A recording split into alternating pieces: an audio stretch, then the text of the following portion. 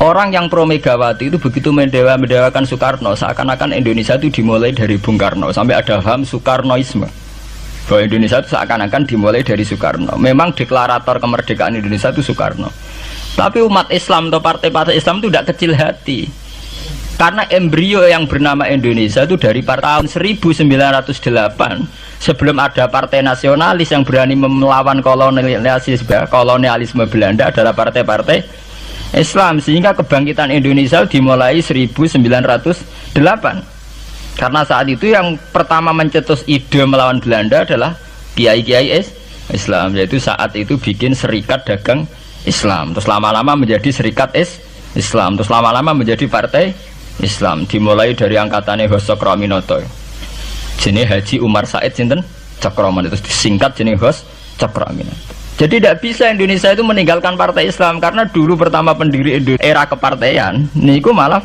partai-partai apa? Islam yang lahir di Solo, di Jogja.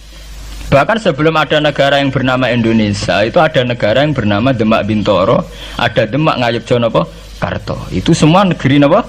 Islam. Ya, paham? Sehingga secara kesejarahan kita tidak kalah sama tuanya Soekarnoisme atau partai PNI. Dan sampai kan kita ini kan kayak dinabubukkan seakan-akan Indonesia itu dimulai dari Soekarno, sehingga nak wani Pak Karno itu koyok-koyok itu kita anti Indonesia. Ya kita tidak mungkin nggak menghormati Soekarno, beliau sebagai pahlawan besar kita hormati ya, tapi ya kebesaran Pak Karno demi bangsa Indonesia jangan kemudian direduksi, disederhanakan hanya melewati partai. Ya itu kan namanya pekerdilan. Tentu Pak Karno bikin negara ini ya untuk semua bangsa, bukan untuk PDIP saja, bukan untuk partai-partai marhainisme saja, juga bukan untuk partai-partai yang berfaham Soekarnoisme saja. Ya sama, tapi kita juga adil, sebagai kiai juga adil. Hos Cokroaminoto bikin partai Islam adalah untuk mengusir Belanda dari bumi Indonesia, yang nantinya juga untuk kepentingan semua bangsa Indonesia, tidak hanya yang Islam saja. Ya kita adil, sama-sama adil. Saat nasionalisme ya tidak mengurangi keagamaan, saat keagamaan tidak mengurangi nasionalis. Tapi itu tadi kemudian ini dikerdilkan secara politik. Di sawangannya nak wis duwete Pak Hasim Mbak Mega nasionalis religius itu sudah ditren. Angger duet senengane pasangan nasionalis sampai religius. Apa nak nasionalis terus wajib sholat? Apa nak religius terus gak wajib nasional?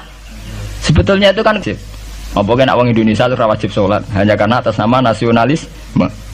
Apa nak gue kiai itu wajib bayar pajak. Itu kan pengkerdilan, proses pembohongan ya. Pembohongan secara publik. Kau dibodokno, sedurunge bodoh, itu kan itu kan repot. Namanya sedurunge bodoh dibodokno kenapa? Nurut. Makanya kalau seneng ya, kayak kemarin Hari Kebangkitan Nasional itu seneng kalau diungkap terus di TV bahwa kebangkitan Indonesia dimulai dari 1908. Pentingnya bahwa orang-orang yang sok Soekarnoisme biar tidak mereduksi Pak Karno hanya milik mereka sendiri, karena bangsa ini berdiri semenjak 1908.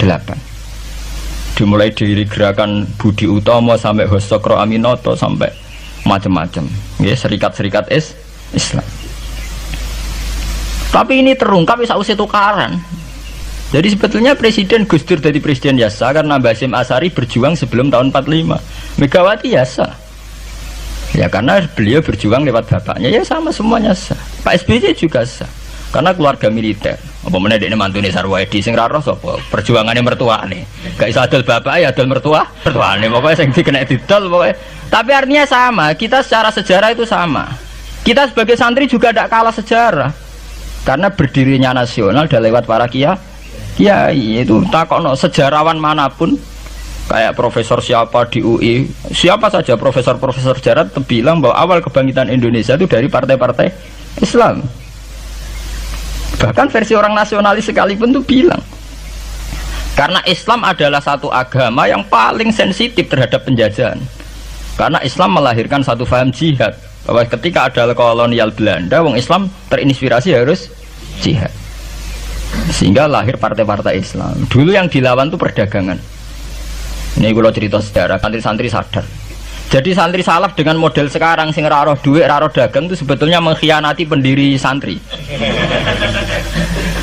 Lho mboten niku lho fair, sing gak seneng dagang, gak seneng mergawe itu mengkhianati pendiri pesantren. Sama lihat sejarah, tahun 1908 itu namanya tidak SI, tidak Serikat Islam, tapi Serikat Dagang Islam. Karena para kiai adalah melawan dominasi Cina di Surakarta dan dominasi Belanda menguasai sentra-sentra perdagangan. Sehingga yang dilawan pertama adalah piye supaya kolonial gak menguasai aset-aset ekonomi. Sama takokno sejarah, cek versi kiai, cek versi buku, asal gak versi klenek. Itu pertama yang dilawan para ulama adalah penguasaan aset ekonomi oleh Cina dan Belanda, sehingga mereka bikin Serikat Dagang Islam. Subhanallahi wa bihamdihi adada khalqihi wa ridha nafsihi wa zinata arsyihi mudada kalimati. Subhanallahi wa bihamdihi adada khalqihi wa ridha nafsihi wa zinata arsyihi mudada kalimati. Subhanallahi wa bihamdihi adada khalqihi wa ridha nafsihi wa zinata arsyihi mudada kalimati. Subhanallahi wa bihamdihi adada khalqihi wa ridha nafsihi wa zinata arsyihi mudada kalimati. Subhanallahi wa bihamdihi adada khalqihi wa ridha nafsihi wa zinata arsyihi mudada kalimati. Subhanallahi wa bihamdihi adada khalqihi wa ridha nafsihi wa zinata arsyihi mudada kalimati. Jangan lupa subscribe YouTube channel Akor TV, karena subscribe itu gratis loh.